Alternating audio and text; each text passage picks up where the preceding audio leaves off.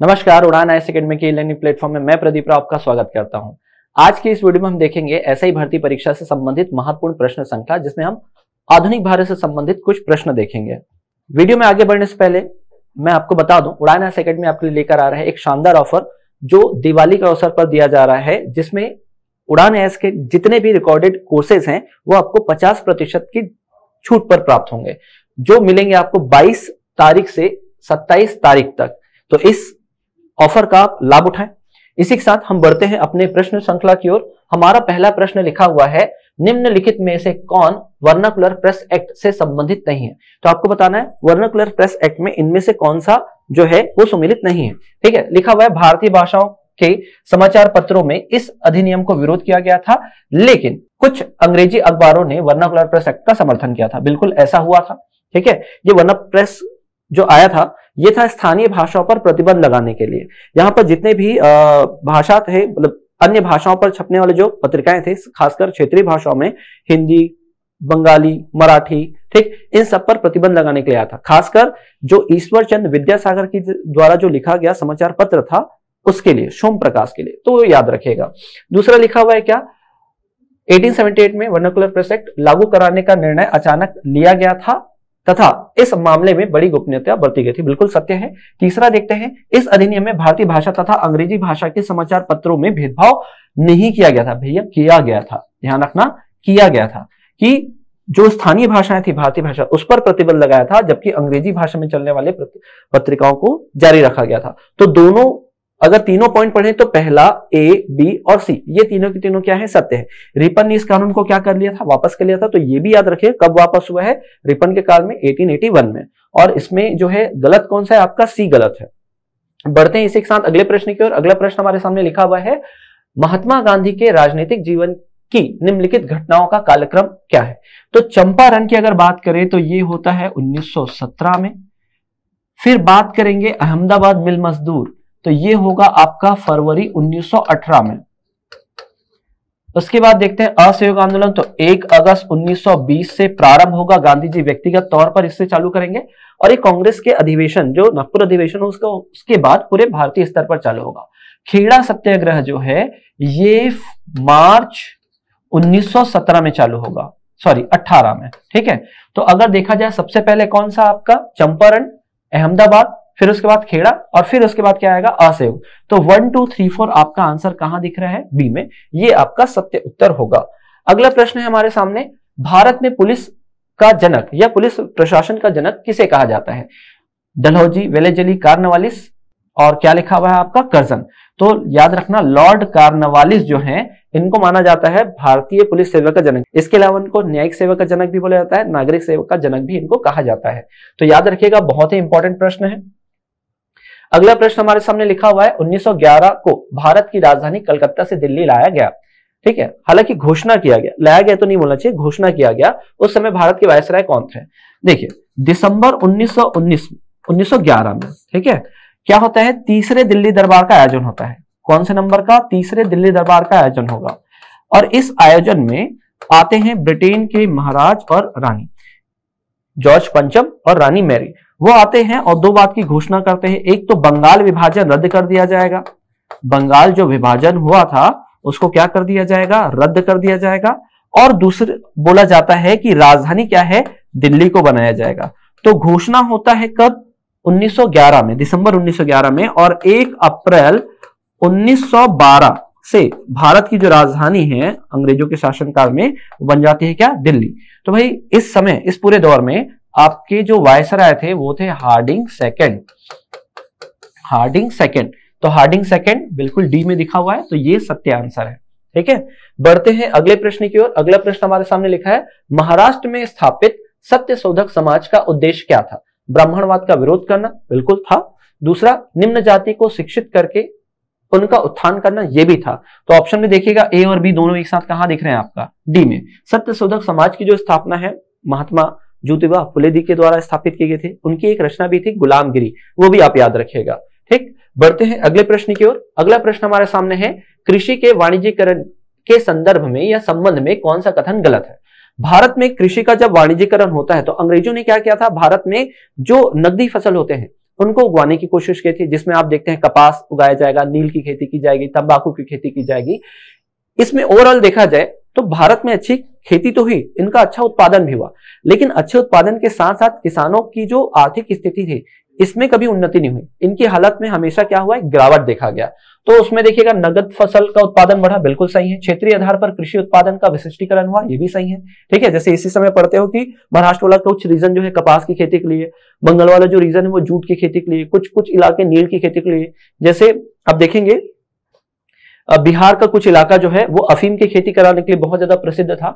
ठीक, तो ये तो सही है। वाणिज्यीकरण की नीति से किसान की माली हालत सुधार हुई, नहीं सुधरी भाई, ये क्या है आपका गलत है, और हमको क्या बताना था, गलत कथन ही बताना था। तो इसका आंसर क्या होगा आपका, सी होगा। बाकी इसने जमींदार, ऋणदाता, व्यापारी के तंत्र को स्थापित किया, सही है। बढ़ते हैं अगले प्रश्न की ओर। अगला प्रश्न हमारे सामने लिखा हुआ है क्या, भारत में औपनिवेशिक शासन के संदर्भ में 1883 में इल्बर्ट बिल का उद्देश्य क्या था। इल्बर्ट बिल के बारे में अगर कहें तो भारत के सबसे उदारवादी जो वायसराय बने थे, ठीक है, विलियम बेंटिक के बाद, वो थे रिपन। रिपन के काल में बहुत सारे अच्छे कार्य हुए। इनके ही समय क्या आया था, एक शिक्षा आयोग आया था। फिर आप देखेंगे प्रथम कारखाना अधिनियम आया, और इन्होंने भारतीय न्यायाधीशों को एक अधिकार भी दिया जिसमें वो अन्य न्यायाधीशों, मतलब जो अंग्रेजी न्यायाधीश होते थे उनके बराबरी की शक्ति रखते थे। और इसमें भारतीय न्यायाधीशों को यह अधिकार दिया कि वो यूरोपीय मामलों की भी क्या कर सकते थे, सुनवाई कर सकते थे। तो देखिएगा कहां पर आपको दिख रहा है कि बिल का उद्देश्य क्या है। पहला देखेंगे, शस्त्र एक्ट में संशोधन कर देसी भारतीयों को शस्त्र रखने की अनुमति, नहीं, ऐसा तो नहीं था। दूसरा देखते हैं, देसी प्रेम की स्वतंत्रता पर कड़ा अंकुश लगाना, क्योंकि ऐसा तो कुछ नहीं है भाई, मैंने बोला न्यायालय से संबंधित है। तीसरा है, प्रशासनिक सेवाएं परीक्षा भारत में, ये भी नहीं है। अगला देखते हैं, जहां तक अदालतों की दंडीय अधिकारिता का संबंध था, भारतीय तथा यूरोपीय लोगों को बराबरी का रखा जाना था। बिल्कुल, दोनों के अधिकार क्या कर दिए गए थे, बराबर कर दिए गए थे। तो उद्देश्य यही था भाई, ध्यान रखिएगा। बढ़ते हैं अगले प्रश्न की ओर। एक अगला प्रश्न हमारे सामने है, किसने नारा दिया, मानव के लिए एक धर्म, एक जाति, एक ईश्वर है। दक्षिण भारत में बहुत ही महत्वपूर्ण समाज सुधारक थे जिनका नाम था श्री नारायण गुरु। इन्होंने ही यह नारा दिया था। देखिए, दक्षिण भारत से संबंधित जो ईवी रामास्वामी भी है और के कल्पन भी है, तीन लोग का नाम आपको बहुत अच्छे से याद रखना है। तीनों दक्षिण भारत से संबंधित क्या है, महत्वपूर्ण व्यक्ति थे जिन्होंने समाज सुधार के लिए कई आंदोलन चलाए थे। तो इस प्रश्न का उत्तर है श्री नारायण गुरु। बढ़ते हैं अगले प्रश्न की ओर। अगला प्रश्न लिखा हुआ है क्या, वाइकोम सत्याग्रह जो 1924-25 में हुआ, कहां चलाया गया था। जो वाइकोम सत्याग्रह है, यहीं पर आपके जुड़ेंगे क्या, के कल्पन जी, और ये कहां पर होगा, केरल में। अब वाइकोम का मतलब याद रखिएगा, ये जो आंदोलन हुआ था, केवल मंदिर से जो रास्ता होकर जाता था उस पर अधिकार, मतलब उस पर चलने का अधिकार मिल जाए, इसलिए निम्न जाति के लोगों के द्वारा क्या किया गया था, ये आंदोलन किया गया था। मतलब ये मंदिर है मान लो, और इस मंदिर के सामने से एक रास्ता गुजरता था, इस रास्ते पर जाने से मना कर दिया गया था जो निम्न जाति से संबंधित होते थे। तो इस रास्ते का प्रयोग किया जाए निम्न जातियों के द्वारा, तो के कल्पन के नेतृत्व में यह आंदोलन किया जाएगा। तो याद रखें कहां होता है, केरल में होता है। बात करें अगले प्रश्न की, तो लिखा हुआ है, अखिल भारतीय व्यापार संघ कांग्रेस का प्रथम अध्यक्ष कौन था। जब आप देखेंगे 1920 के आसपास में जब इसकी स्थापना होगी अटक की, तो उसके जो पहले अध्यक्ष बनते हैं वो होते हैं लाला लाजपत राय। बहुत ही इंपॉर्टेंट प्रश्न है, ऐसा प्रश्न भी पूछा जा सकता है। ठीक है, बढ़ते हैं अगले प्रश्न की ओर। अगला प्रश्न लिखा हुआ है, मानव बलि प्रथा का निषेध करने के कारण अंग्रेजों के विरुद्ध विरोध करने वाली जनजाति का नाम बताएं, क्या नाम है। ठीक है, तो आप भारत के बहुत सारे क्षेत्रों में देखेंगे, ठीक है, कि नरबली समथिंग लाइक प्रथा चलती थी। तो उसी में आप उड़ीसा में पढ़ेंगे एक खोंड जनजाति हुआ करती थी। कौन सी जनजाति, खोंड जनजाति। यहां भी मानव बलि चलता था, और जब यहां पर प्रतिबंध लगाया जाता है तो चक्र बिसोई, ध्यान रखेगा, चक्र बिसोई के नेतृत्व में यहां पर जनजातियों के द्वारा क्या कर दिया जाता है, विद्रोह कर दिया जाता है। तो यहां क्या रखना है हमको, उड़ीसा में हुआ, देखो उड़ीसा में हुआ, यह भी ध्यान रखना है। और किन जनजातियों के द्वारा हुआ, तो खोंड जनजाति के द्वारा, और किसके नेतृत्व में हुआ, तो चक्र बिसोई के नेतृत्व में हुआ। तो इतना पॉइंट आपको क्या करना है, ध्यान रखना है। बढ़ते हैं अगले प्रश्न की ओर। अगला प्रश्न हमारे सामने लिखा है, कम्युनिस्ट इंटरनेशनल का सदस्य बनने वाला पहला भारतीय कौन है। तो मानवेंद्र नाथ रॉय ये पहले भारतीय थे जो कम्युनिस्ट इंटरनेशनल नामक संगठन से क्या हुए थे, संबंधित थे या शामिल हुए थे। भारत में अगर कहा जाए पहले साम्यवादी दल की जो स्थापना है वो एम.एन. रॉय अर्थात मानवेंद्र नाथ रॉय के द्वारा ही किया गया था। बाकी अगर बात करें मुजफ्फर अहमद डांगे, ये सब के सब जो है भारत में साम्यवादी संगठनों से संबंधित व्यक्ति है। अगला क्वेश्चन है मंगल पांडे जिसने अकेले 1857 में विद्रोह का सूत्रपात किया संबंधित था। तो बहुत सारे रेजिमेंट होते थे, उन रेजिमेंट में से एक रेजिमेंट का नाम यहां पर आपको बताना है जिसमें मंगल पांडे शामिल थे, जिस रेजिमेंट के थे। तो उस रेजिमेंट का नाम याद रखिएगा, क्या था? 34वीं नेटिव इन्फेंट्री से संबंधित थे, यहां पर काम करते थे। क्या होता है 29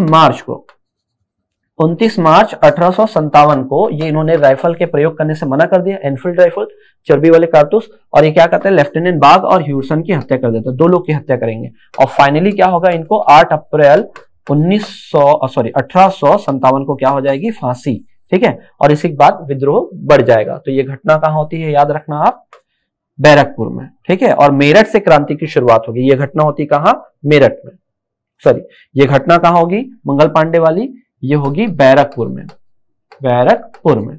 ठीक है, और घटना की जो शुरुआत होती है वो कहां से होगी, मेरठ से।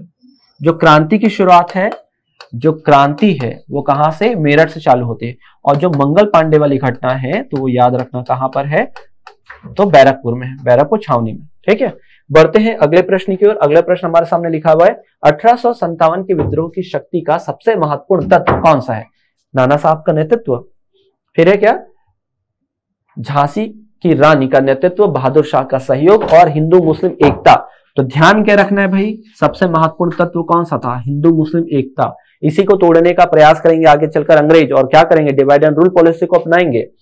बढ़ते हैं अगले प्रश्न की ओर। अगला प्रश्न हमारे सामने लिखा हुआ है क्या, निम्नलिखित में से कौन सा आयोग 1857 का विद्रोह दमन के बाद भारतीय फौज के नव संगठन से संबंधित है? देखिए क्या होता है, जब 1857 की क्रांति खत्म होती है तो 1857 की क्रांति खत्म होने के बाद क्या होता है कि निष्कर्ष निकाला जाता है कि ये जो आंदोलन है किनके द्वारा किया गया।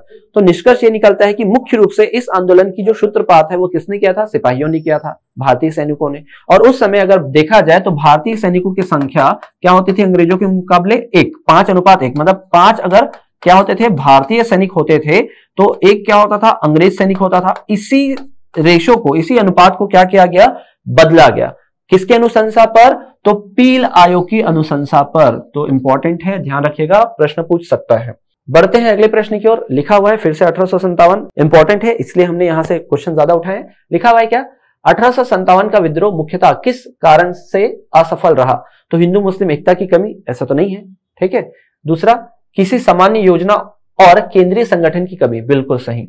ये जो था ये तो था ही नहीं, ना तो कोऑर्डिनेशन था ना तो कोई मोटिव था, एक सिंगल मोटिव नहीं था, सबके अलग अलग मोटिव थे। ठीक है, मतलब उद्देश्य जो था वो निश्चित नहीं था। साथ ही साथ कोई संगठनात्मक कोई ढांचा नहीं था, समन्वय की कमी थी, कोऑर्डिनेशन तो था ही नहीं। ठीक है, डिसाइड करते हैं 31 मई को हम लोग क्रांति करेंगे, लेकिन 10 दिन पहले ही क्रांति की शुरुआत हो जाती है। तो ये सारी कुछ घटनाएं थी जिसके कारण क्या होता है, जो 1857 की क्रांति है जो हुई थी भारत में, जिसे हम प्रथम स्वतंत्रता संग्राम कहते हैं, वो क्या हो जाता है, असफल हो जाता है। तो इस प्रश्न का उत्तर आप ध्यान रखिएगा। बढ़ते हैं अगले प्रश्न की ओर। लिखा हुआ है स्थायी बंदोबस्त प्रणाली के तहत भू राजस्व में सरकार का हिस्सा था। देखिए जो स्थायी बंदोबस्त है, स्थायी बंदोबस्त जो पद्धति है वो मुख्यतः क्या था, पूर्वी भारत में लागू था। ठीक है, ये जो बंगाल वाला रीजन है, बंगाल, उड़ीसा, बिहार, इधर लागू था। कार्नवालिस के समय क्या होता है, ये लागू होता है। कार्नवालिस के समय क्या होगा, ये लागू होगा। अब इसमें देखिएगा क्या रहता है कि इस व्यवस्था में परमानेंट सेटलमेंट भी बोलते हैं, इसमें जमींदारों को अधिकार दिया कि जाओ आप क्या वसूल करके लाओ, आप टैक्स वसूल करके लेके आओ। और लेकिन इसका इनको फायदा भी होगा, जो भी टैक्स आएगा, मान लेते हैं 100% जो भी आएगा, तो 11% इनके पास और 89% इनके पास। अगर इनको ऐसा तोड़ा जाए, ठीक, तो ये जो था 1/11 हिस्सा किसके पास होता था, जमींदारों के पास होता था, और 10/11 हिस्सा जो होता था किनके पास होता था, अंग्रेजों के पास। किसके पास होता था, अंग्रेजों के पास होता था। तो इस प्रकार जो है ये विभाजन होता था। तो आपको क्या पूछा गया है, सरकार का हिस्सा मतलब सरकार मतलब कौन, अंग्रेज।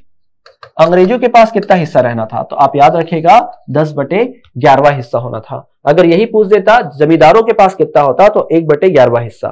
ठीक है, आई थिंक आपको समझ में आ गया होगा। बढ़ते हैं अगले प्रश्न की ओर। अगला प्रश्न हमारे सामने लिखा हुआ है अधिलिखित में असत्य कथन है, असत्य कथन निकालना है भाई। ठीक है, देखना 1697-98 में कलकत्ता में फोर्ट विलियम की नींव पड़ी, बिल्कुल सही है, ऐसा पढ़ेंगे आप, ठीक है। आगे इसको कॉलेज के रूप में तब्दील किया जाएगा।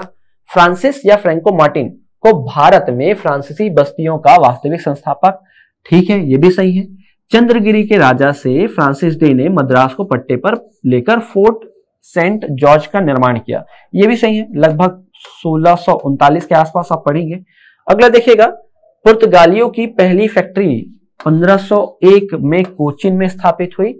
जी नहीं, अगर आप इसको पढ़ेंगे तो लगभग 1603 के आसपास में ये फैक्ट्री स्थापित होगी। 1603, 1602, 1603 है, सॉरी 1600 नहीं है, बार बार मैं 1600 बोल रहा हूं बाय मिस्टेक, ये है 1503 के आसपास। तो ये जो है ना, ऐसा भी डेटा पूछता है भाई, ठीक है।